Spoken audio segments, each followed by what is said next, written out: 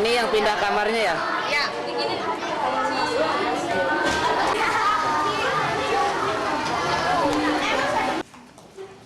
Apa sebenarnya yang mendorong seseorang menjadi pemimpin? Apa yang mendorong seseorang menjadi pemimpin? Tolong sebutkan namanya ya. Namanya siapa? Nama Viola dari itu bisa dia memiliki kemauan untuk mengatur suatu kelompok itu untuk mendapatkan kesuksesan. Jadi kalau apabila satu kelompok tidak ada seseorang pemimpin, jadi kan kacau. Nah, seseorang itu berpikir untuk mengatur orang-orang dalam kelompok itu sehingga dia ingin menjadi dari 2B. Menurut saya yang pertama adalah niat kita mau memimpin. Yang kedua adanya bakat dari kita karena kita merasa bahwa kita memiliki bakat itu. Yang ketiga adanya dorongan dari orang lain yang merasa bahwa menanggapi sikap kita. Jadi kita diketahui oleh orang lain karena kita memiliki bakat itu. Jadi 3 hal itu menurut pendapat saya. Luar biasa, tepuk tangan. Apa yang mendorong seseorang menjadi pemimpin? Luar biasa. Ini berarti anak-anak ini udah punya pengetahuan tentang pemimpin. Masih ada? Bagus. Itulah yang mendorong akhirnya seorang pemimpin.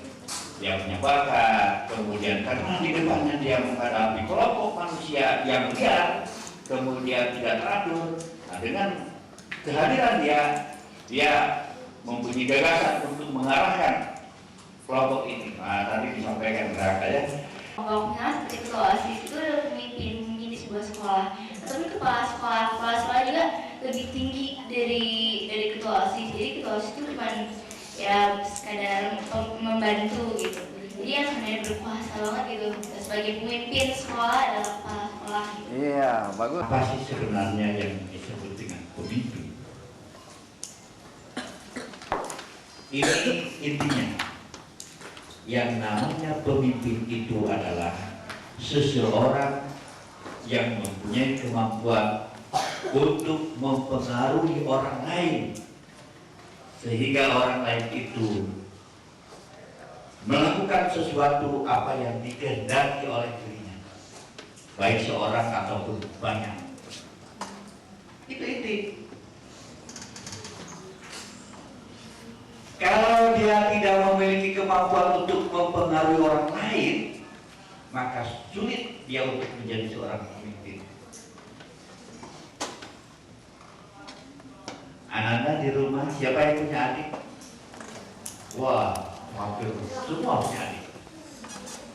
Kalau Ananda tidak bisa mempengaruhi adiknya untuk mengerjakan sesuatu sesuai dengan kehendak kita, maka Ananda tidak punya bakat untuk menjadi pemimpin. Apakah bisa dilahirkan? Bisa. Kita coba terus begitu ya. Sekali tidak nurut, 2 kali tidak nurut, 3 kali tidak nurut, terus saja. Sampai adik Ananda mau mengerjakan apa yang kita kerjakan. Itu lakukan sesuatu yang memang terdapat di sini.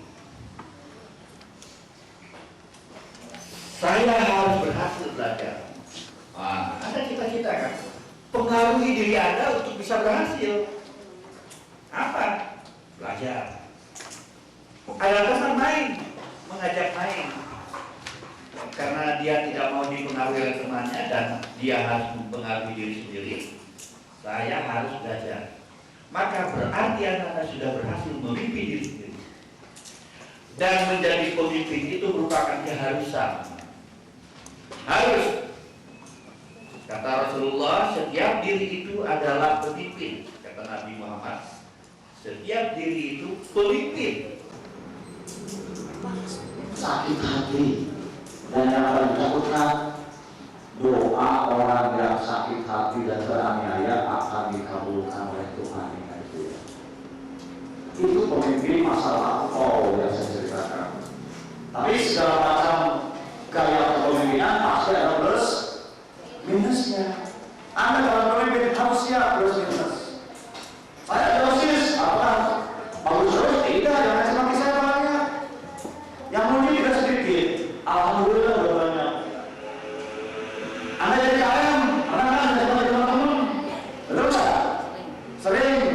dicarekan, dicaci maki, dimusuhi, dikejar-kejar, dijelekin, dari kemanusiaan. Kalau sudah begitu kan? Jadi kelemahan seperti itu juga zaman saat ini tidak cocok.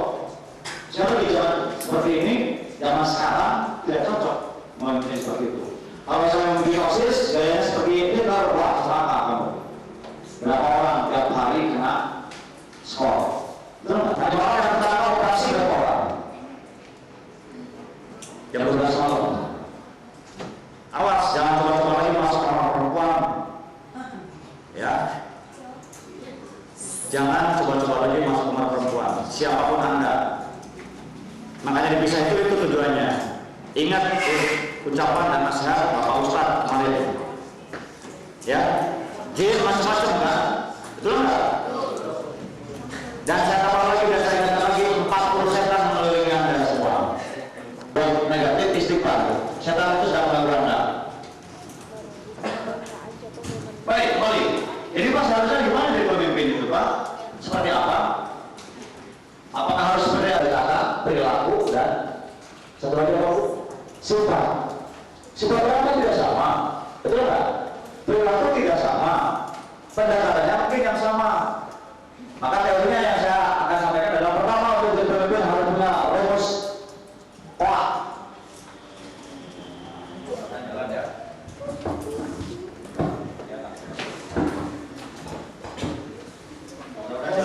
Bentar ya, sambil menunggu Pak Bima.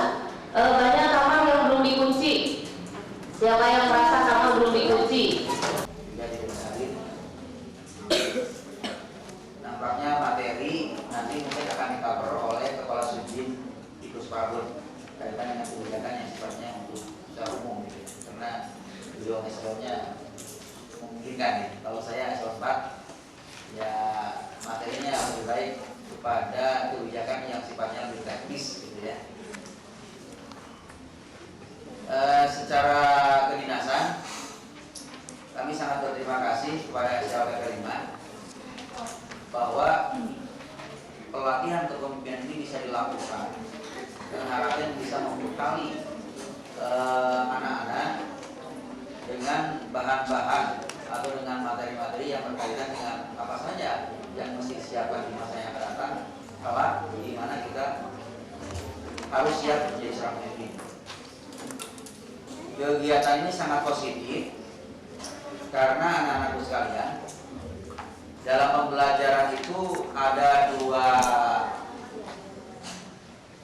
koridor atau ada dua otak yang mesti kita sentuh. Yang pertama adalah pengembangan otak kanan atau otak kiri. Jadi otak kita itu ada dua belahan. Ada belahan otak kiri dan ada belahan otak kanan. Belahan otak kiri kita setiap hari itu sudah dijejali oleh berbagai materi pelajaran. Diharapkan anak-anak menjadi anak-anak yang pandai, yang pintar, yang menguasai materi pelajaran secara keseluruhan, dan kalau bisa juga bisa mengimplementasikan dalam kehidupan sehari-hari. Terus semuanya dilatih, ya. Ada yang kurang di les, ada yang kurang di pengayaan dan sebagainya. Bahasa Sunda, upami dina bahasa Sunda, tata krama. Tata artinya aturan, krama siri hormat. Jadi tata krama aturan pikir siri hormat. Ya, so kamu di Indonesia kan sami-samikan yang gitu. Kertas materi, kertas.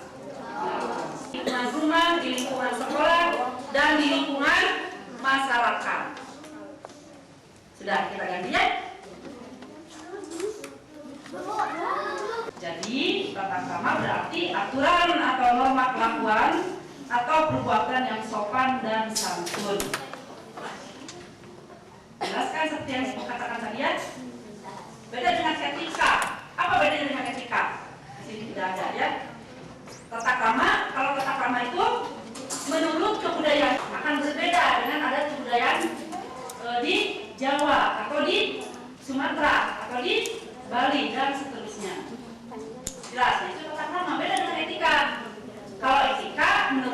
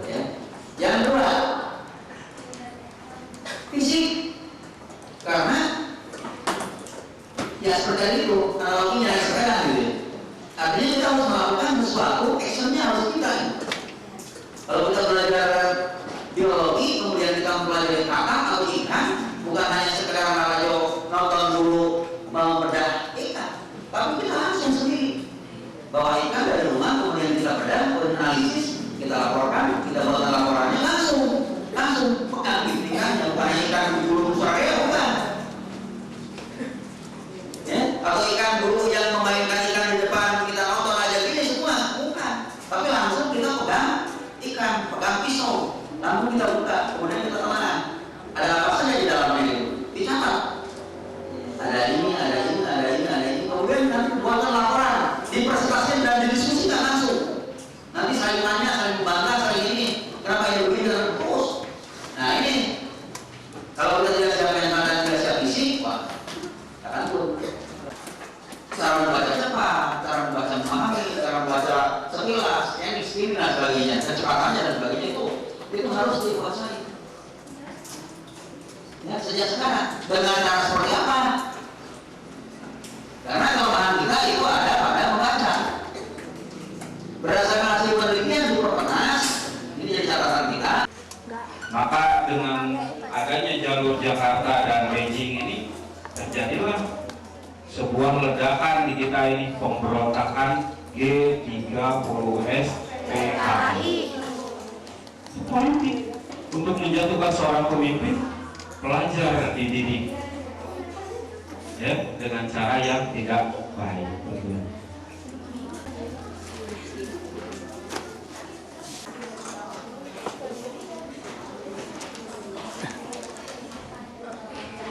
Pak kesini Pak, kesini Supaya mudah saja. Nah, perilaku organisasi.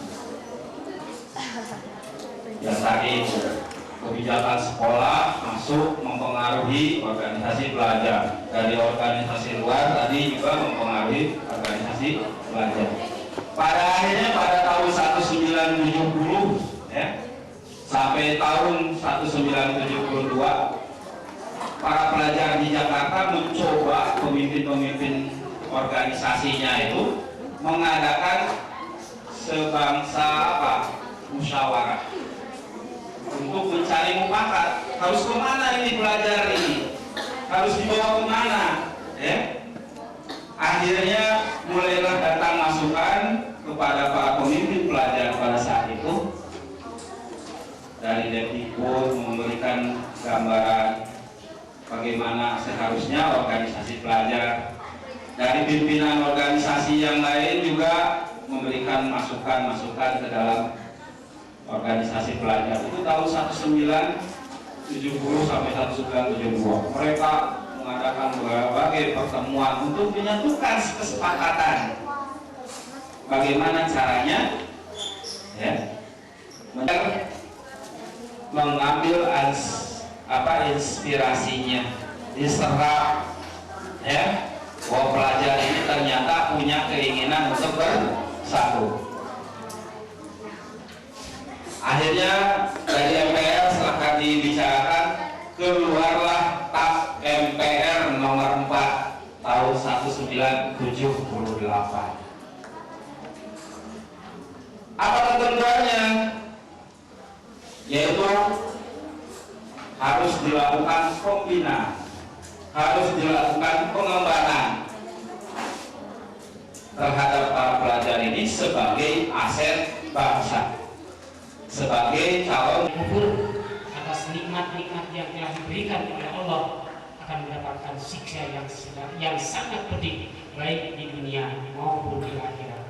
Hanya bentuknya relatif, hanya dalam bentuk syariat atau jasmani, ada yang bentuk secara rohani yang dalam kenyataannya mereka tidak memiliki rasa hati ketenangan jiwa, selalu susah dan resah walaupun harta dan pangkat kedudukan tinggi dan hartanya meluas.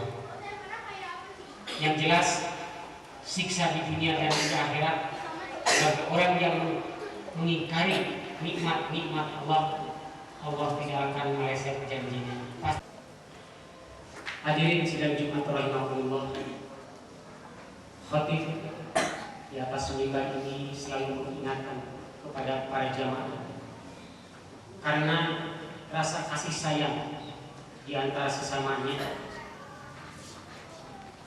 sebagaimana yang dinyatakan di dalam ayat Al-Quran bahwa antara sesama muslim itu adalah saudara bagi saudara yang lain. Innamal mu'minuna ikhwatun fa aslihu baina akhawaikum. Sesungguhnya orang-orang mukmin itu bersaudara, maka kalau terjadi sesuatu perdebatan atau perceraian, segeralah bersatu kembali menjadi bersaudara.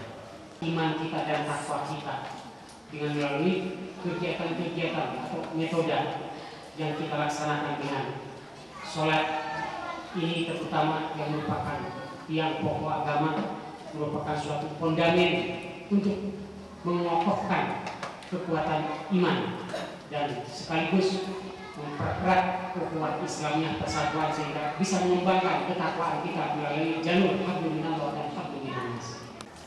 Karena dinyatakan dalam suatu hadis, kullukum halka illal alimun wal alimuna halka illal amilun wal amiluna halka ala khatril azim, yang artinya dalam rangka untuk melaksanakan suatu kegiatan aktivitas ibadah baik yang jalurnya hablum minallah dan hablum minannas, ilmu sangat penting dan menentukan untuk sah dan tidaknya serta diterimanya kegiatan atau ibadah amal soleh kita. Tadi hadis mengatakan kamu semua celaka kecuali orang-orang yang berilmu. Jadi jelas kegiatan apapun tanpa dengan ilmu tidak ada artinya sia-sia belaka. Wal alimuna halka ilal amilun, yang punya ilmu pun akan celaka kecuali orang yang beramal soleh. Jadi kalau kita punya ilmu yang banyak segudang apapun tanpa diamalkan untuk kepentingan pribadi, bangsa dan masyarakat dengan amal soleh tadi, akan celaka juga dengan ilmunya. Wal amiluna halka ala khatril adi illal mukhlisun. Wal amiluna halka illal mukhlisun, yang mengerjakan amal soleh pun dengan ilmunya juga akan diancam dengan bahaya dan celaka. Nah ini oleh karena itu merupakan satu kesatuan dalam melaksanakan kegiatan ibadah kita kepada Allah, juga melaksanakan aktivitas dengan sesama manusia harus dilandasi dengan pertama ilmu, yang kedua amal yang betul-betul kerja keras, dan ketiga adalah ikhlas niat. Insya Allah mudah-mudahan kalau ketiga perangkat itu barangkali masih ada harapan. Walaupun tapi tetap kita tidak merupakan suatu kesandaran mutlak, kita hanya terserah kepada Allah. Mudah-mudahan amal ibadah kita selama ini diterima oleh Allah Subhanahu wa taala, dan kesalahan-kesalahan akibat kebodohan dan kejahilan kita bisa dimaafkan oleh Allah Subhanahu wa taala. Para jamaah yang berbahagia, ada 5 hal barangkali yang menyangkut pelaksanaan tugas kita sebagai manusia di muka bumi ini untuk mengembangkan diri. Pertama, dalam arti ya ibadah secara umum, begitu. Yang pertama yang dikatakan oleh hadis Nabi Muhammad SAW, "Ittanim khamsan qabla khamsin." Jadi jagalah, peliharalah yang 5 sebelum datang yang 5. Yang pertama, yang 5 itu manusia mengalami suatu proses kehidupan dari masa muda. Jaga baik-baik masa muda, manfaatkan. Karena setelah muda akan datang kelanjutan proses dalam kehidupan kita adalah tua. Sedangkan tua tidak ada obatnya. Itu yang pertama. Yang kedua, wasihatika wabdasa komika. Yang kedua, masa muda kita dalam keadaan sehat jasmani dan rohani, kita juga manfaatkan untuk menuntut ilmu sebagai syarat mutlak untuk sah dan diterimanya ibadah kita dan pekerjaan amal soleh kita sebelum kita datangnya sakit. Kalau sudah sakit, jangankan pekerjaan makan pun tidak enak. Yang ketiga adalah masa kayamu. Sekarang tidak sedang kaya, lapang dada, harta pun tidak kurang, cukup setiap hari makan, tidak telat makan. Makanya kita suatu saat akan datang kemarau panjang yang keterlaluan. Insya Allah air pun kering dan tumbuh-tumbuhan pun tidak tumbuh atau tidak jadi. Otomatis buah-buahan dan lain pun akan berkurang. Nah, oleh karena itu masa kaya kita ini betul-betul harus punya tabungan untuk masa depan kita. Jangan disia-siakan, jangan dipoya-poyakan, manfaatkan untuk kepentingan ibadah kita kepada Allah Subhanahu wa taala. Dan yang kelima dan terakhir adalah hayataka qabla mautika. Ya. Kita punya sarana dan prasarana hidup dan kehidupan di muka bumi ini. Ya. Dan kita punya batas-batas tertentu dan kemampuan-kemampuan tertentu, bakat-bakat tertentu. Nah, oleh karena itu, semua bakat dan ketentuan waktu yang diberikan Allah ini betul-betul dimanfaatkan. Tidak ada waktu yang tidak bermanfaat untuk demi kepentingan ibadah. Dan insya Allah kalau kita betul-betul niat ibadah akan mendapatkan nilai tambah, baik nilai dunia maupun nilai akhirat. Demikian barangkali disampaikan, mudah-mudahan apa yang terungkapkan dalam hadis tersebut menjadi suatu pelajaran dan peringatan untuk bisa melaksanakan ibadah secara baik dan benar, yaitu dengan syarat pertama tadi kita punya ilmu yang banyak, amal yang padat, dan niat yang ikhlas semata-mata karena Allah.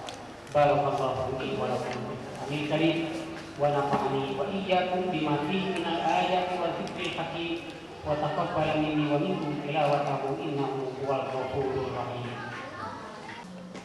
Alhamdulillahilladzi arsala rasulahu bil huda wa dinil haqq liyudhhirahu 'alad dini kullihi walau karihal musyrikun. Asyhadu an la ilaha illallah wahdahu la syarika lah wa asyhadu anna Muhammadan abduhu wa rasuluh.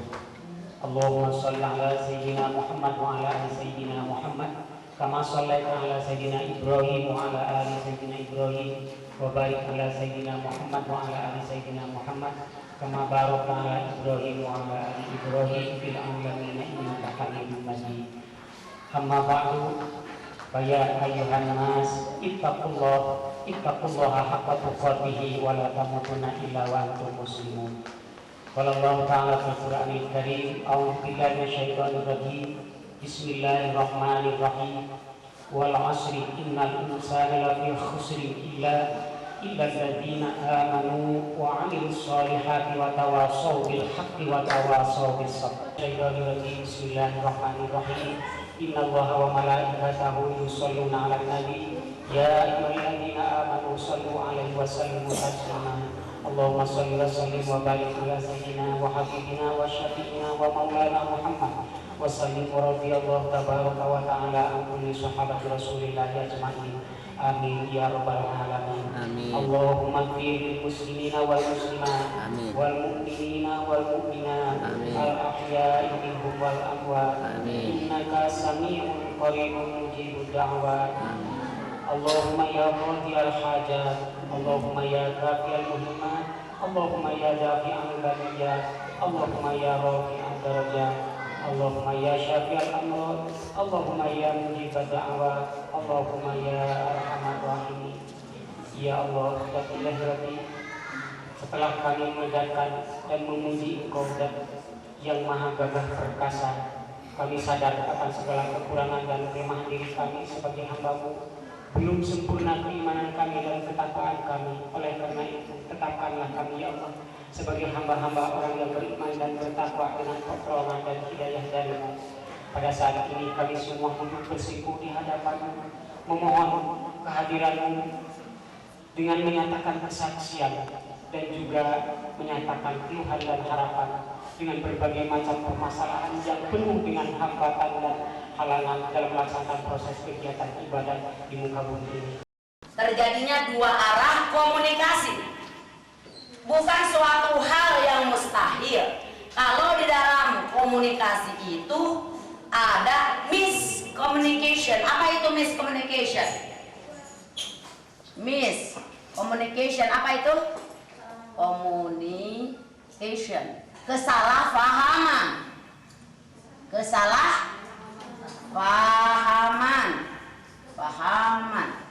miscommunication, kesalahpahaman. Contoh, ada anak lari-lari melaporkan, sekarang ada sedikit belum memuaskan sehubungan dengan Pak Tiasa Rada Raos ya. Tempat-tempatnya salah seorang siswa yang sadar betul bahwa nanti dengan tanda pukul lonceng 1 kali bakal ada pengumuman yang sangat penting. Apabila tidak didengarkan, apabila tidak tahu, akan fatal akibatnya. Nah sekarang kita sudah mencoba melangkah ke pengeras suara yang ada di kelas-kelas kalian, tapi masih belum fit, masih belum oke. Mudah-mudahan secepatnya itu nanti akan menjadi alat komunikasi yang baik dari ruang guru kepada anak.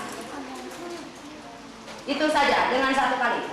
Kemudian di jambore. Kalian mungkin pernah ada yang ikut kegiatan camping dengan fluid tut tut tut tut tut tut. Itu beda dengan tut tut tut. Itu alat komunikasi juga. Kenapa orang-orang sanggup menerjemahkan bunyi-bunyi itu dan bisa mengikuti kegiatan dengan baik? Karena apa? Karena semuanya dipelajari. Nah, kita sampai lagi kepada masalah tadi artinya sudah tahu. Kemudian yang akan terjadi adalah miscommunication, dan yang terbaik adalah adanya two-way traffic communication.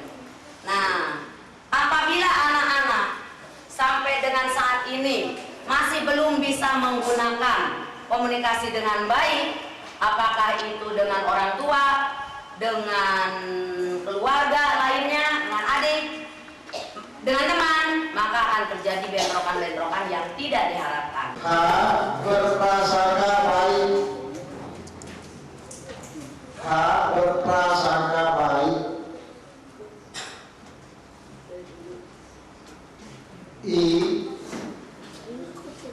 Jangan suka membesar-besarkan. Jangan suka membesar-besarkan kesalahan orang.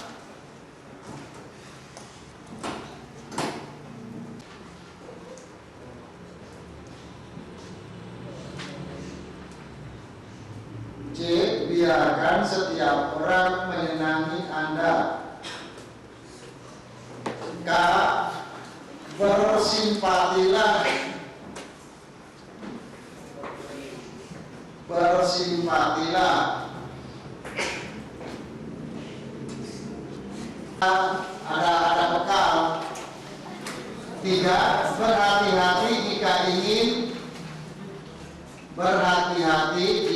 ingin mengubah. Berhati-hati jika ingin mengubah kebiasaan orang. Nggak di bumbuannya ini, di bumbuannya enak. Ya aman. Keren. Bulan ini kita ngicipin aku dulu.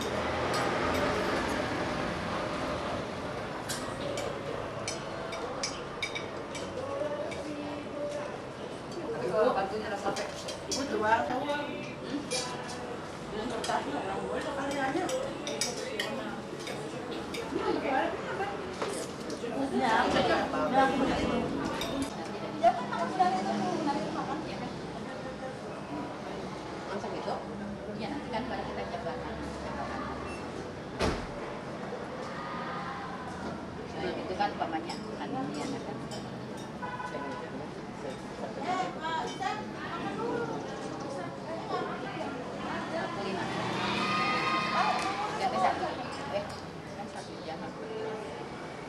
Mengambil suatu kesimpulan dari suatu masalah yang sedang kita bicarakan atau pikirkan gitu Pak.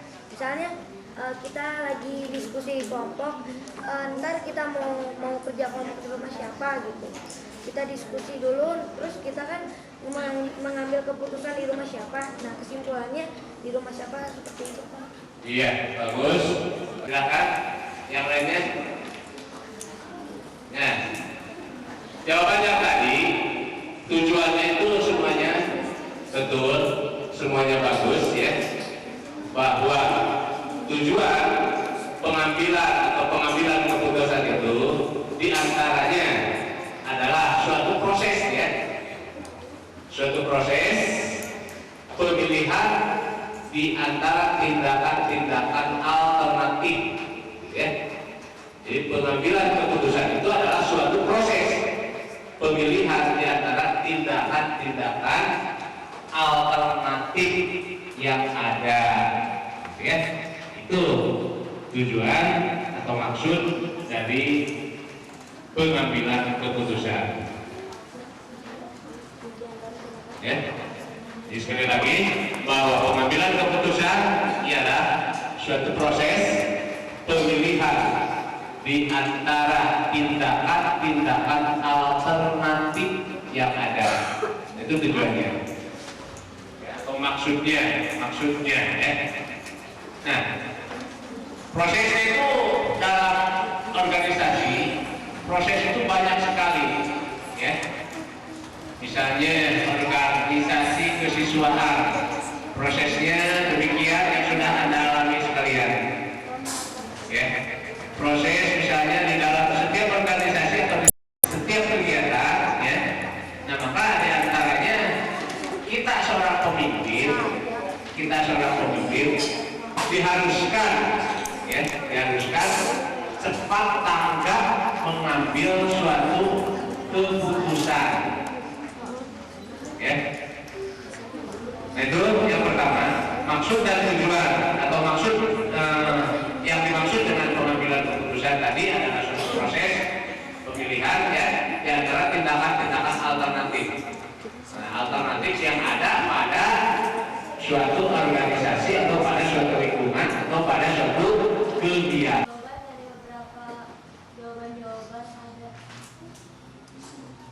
Ya, terus kan? Pengambilan jawaban yang paling benar dari beberapa jawaban yang ada. Bagus ya, masih ada? Silakan ya. Mengambil suatu keputusan dari alternatif yang ada. Ya. Mengambil suatu keputusan dari alternatif yang ada. Masih ada? Ya. Mendapatkan hasil. Ya. Bagus sekali ya. Bahwa tujuannya pengambilan keputusan ini harus dimiliki oleh seorang pemimpin.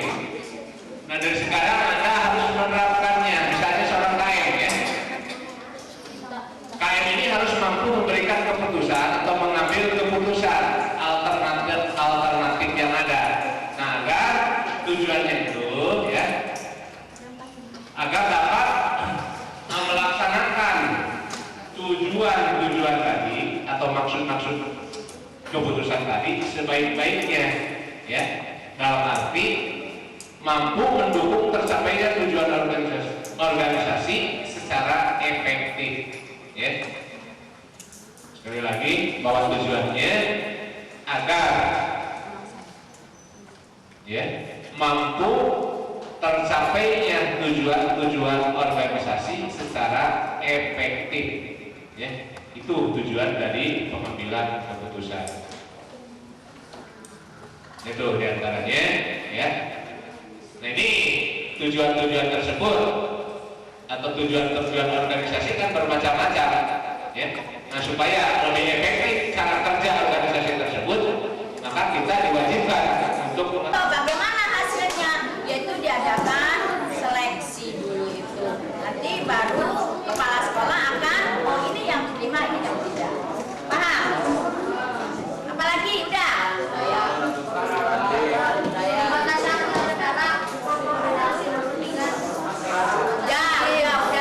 SEA Games. Nah, seperti pamannya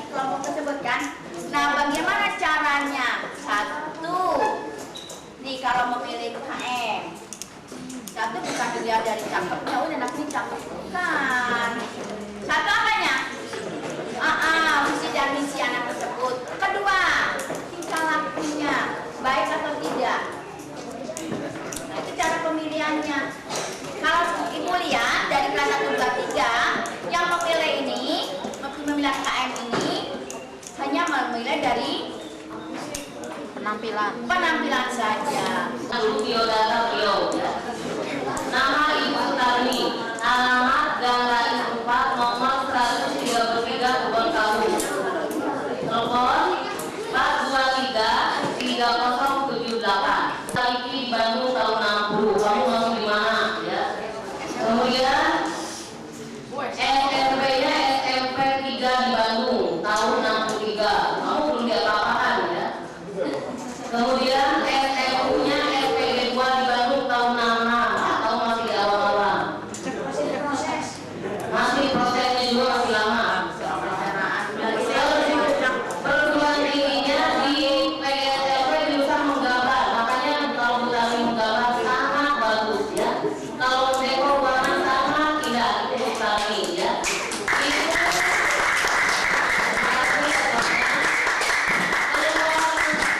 Lewat PGSLP tahun 70. Pokoknya juga udah apa kan nama SMU tahun 70. Tapi mereka tidak ya. Itu belum tentu seperti Butani. Pengalaman yang lain sebetulnya masih banyak tapi karena waktu jadi tidak kita dengarkan. Kemudian pengalaman bekerja ini langsung di SLPP Negeri 5 ya tahun 78 sampai sekarang. Tahun 78 saya menjadi apa juga ya. Anak-anakku yang Ibu banggakan, Assalamualaikum warahmatullahi wabarakatuh.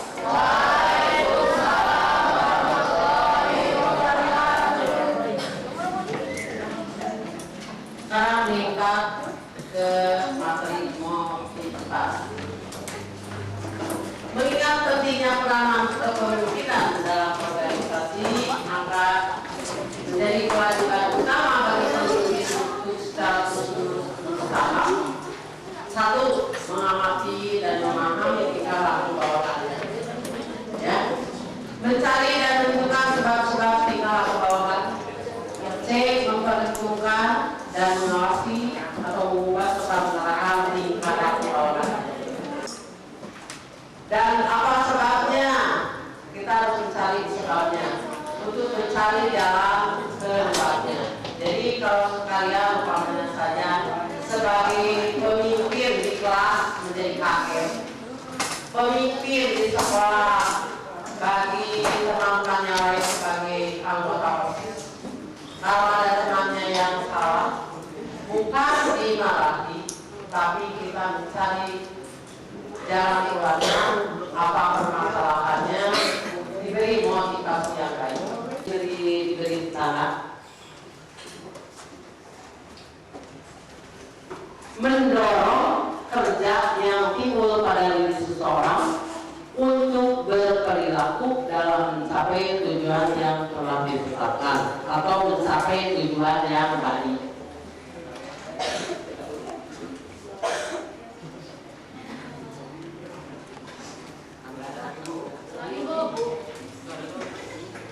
Sekali lagi, motivasi adalah dorongan kerja yang timbul pada diri seseorang untuk berperilaku dalam mencapai tujuan yang telah ditetapkan atau dengan mencapai tujuan yang baik. Kalau diberi pengarahan, jangan merasa kalian dimarahi. Ya, diberi arahan itu sebagai motivasi untuk kalian bisa mengubah hal-hal yang jelek menjadi baik.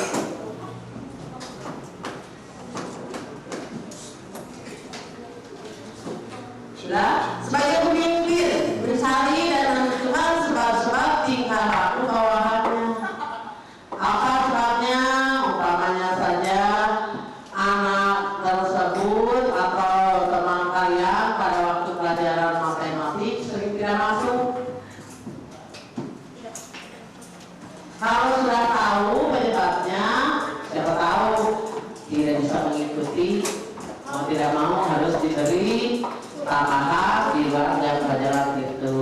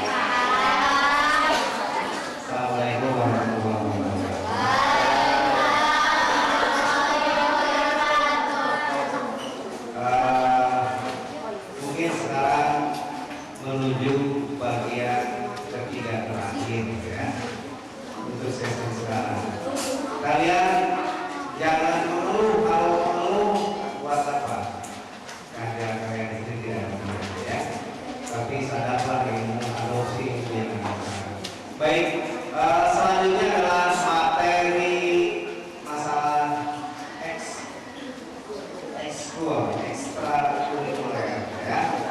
Kegiatan dilaksanakan di luar jam pelajaran. Yang akan disampaikan oleh Ibu Veronica SPD, yang pasti kamu sudah tahu siapa Ibu Vero. Beliau mengajar di SMK Negeri 5 sejak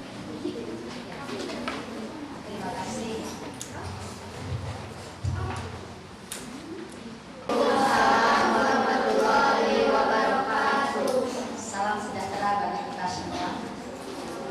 Mudah-mudahan kita semua dalam keadaan Tuhan yang kuasa, dalam keadaan sehat walafiat. Dalam kesempatan ini, dalam sesi ini, kalian diberi kesempatan oleh sekolah untuk mengikuti latihan dasar kepemimpinan. Bersyukurlah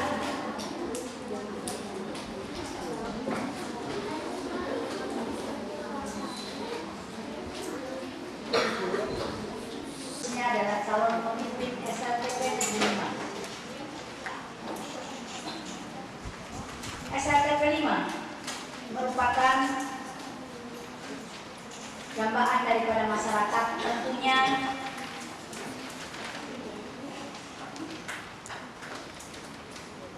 kalian harus mau menyadari diri.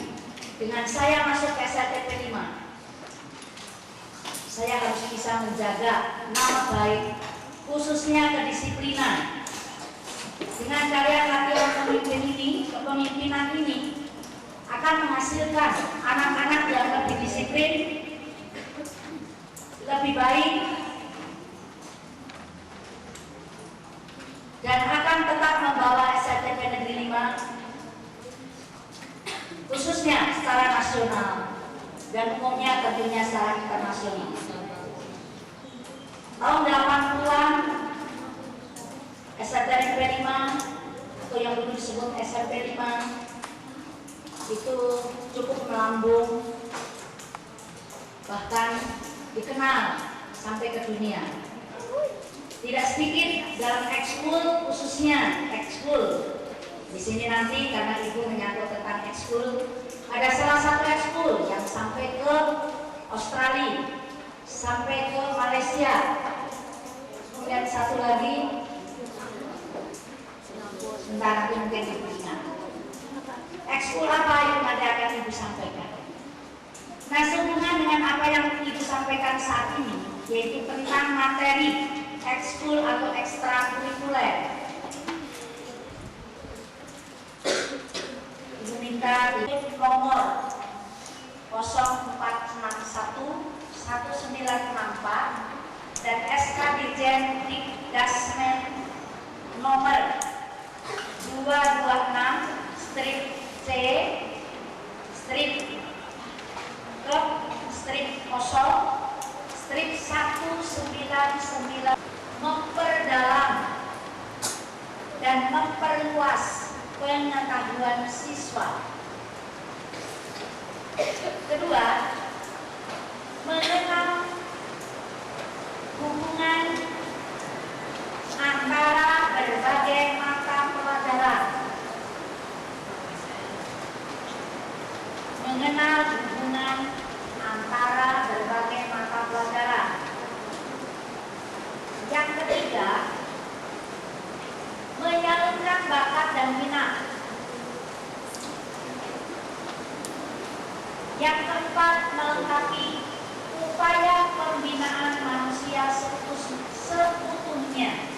Melengkapi upaya pembinaan manusia seutuhnya. Tadi telah dikatakan bahwa ekstrakurikuler merupakan kebijakan yang tentunya masih dalam lingkungan yang sama. Dalam arti masih dalam, kalau kita sekolah masih dalam lingkungan sekolah yang dibina dan ditanggung jawab oleh sekolah. Adapun kurikuler itu artinya kurikulum. Jadi suatu aturan yang telah disusun secara sistematika oleh Dinas Pendidikan. Apa artinya dikurangi sehingga tidak sebanyak itu. Karena walaupun banyak, anak SLTP 5 selalu mereka ingin dan mau untuk masuk dari berbagai jenis itu.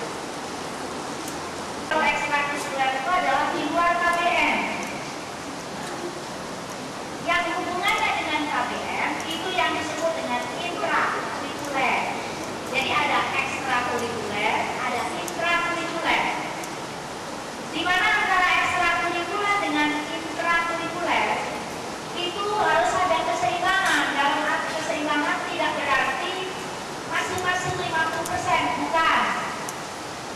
Yang utama kalian sebagai seorang pelajar, KBM itu adalah harus memiliki persentase yang lebih besar.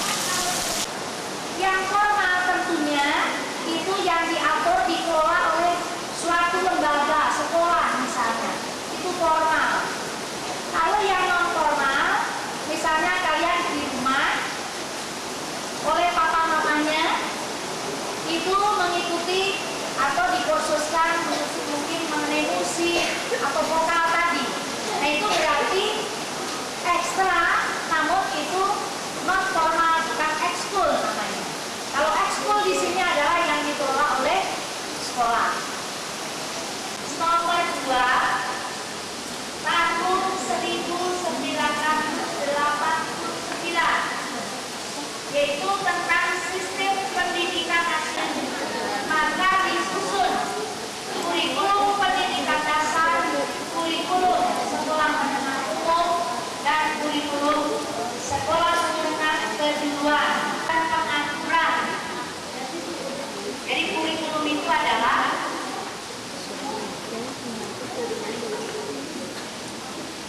seperangkat rencana dan pengaturan mengenai isi dan bahan pelajaran serta cara yang digunakan sebagai penyelenggaraan kegiatan belajar dan kurikulum. Nah, kurikulum disusun selalu mempertahankan hal-hal sebagai berikut. Kurikulum disusun selalu mempertahankan hal-hal sebagai berikut. 1.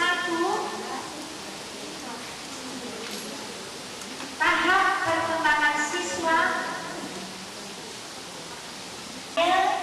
dengan lingkungan. Jadi sekali lagi, tahap perkembangan siswa dan kesesuaiannya dengan lingkungan. Jadi disusunkan dengan lingkungan. Perkembangan siswa di SLTP Negeri 5 tentunya tidak akan sama dengan perkembangan siswa di SLTP 43 misalnya. Lingkungannya juga sudah berbeda. Sehingga ekskul yang diberikan di SLTP 5 belum tentu bisa pas untuk di SLTP 43. Maka di sini harus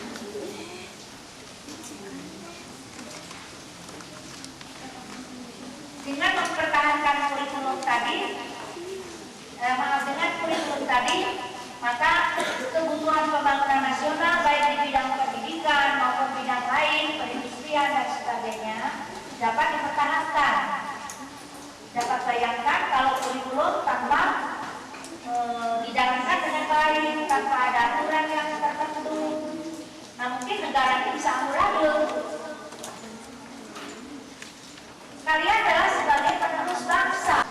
Dengan kalian sekarang dilatih LDKS, kalian akan mengganti Ibu Presiden, Wakil Presiden, Menteri-Menteri dan dewan-dewannya.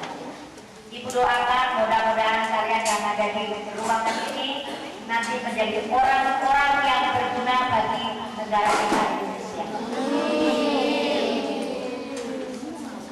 Yang ketiga, perkembangan ilmu pengetahuan teknologi serta kesesuaiannya. Awas.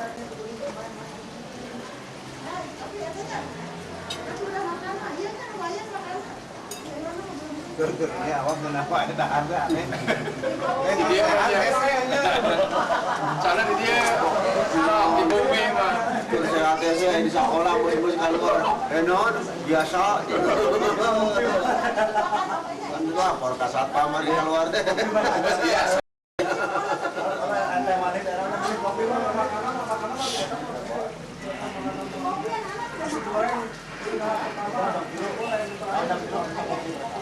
SMP 5 teh, SMA jauh. Awal tuh dari SMP 5. Mungkin masih Indra, Iqbal, syuting jalanan deh. Capek. Korban ada mobil pakai. Cakep di paling itu tempatan perapatannya pilih pada nomor hujan. Hujan ada terus hujan terserah pilih pada ada di depan pilih pada angkat gitu melemaskan kaki. Ngomong tadi aku udah jalan pakai bawa aqua segini kok. Nuhun we terus jalan masuk. Langsing geus bae. Cik marolong ka dieu.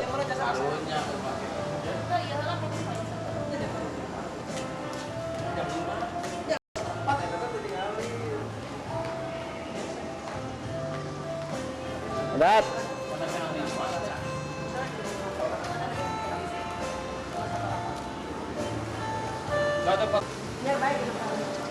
Cing lah.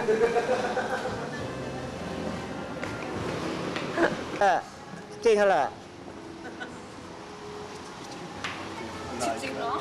Sop. Mau bisa ada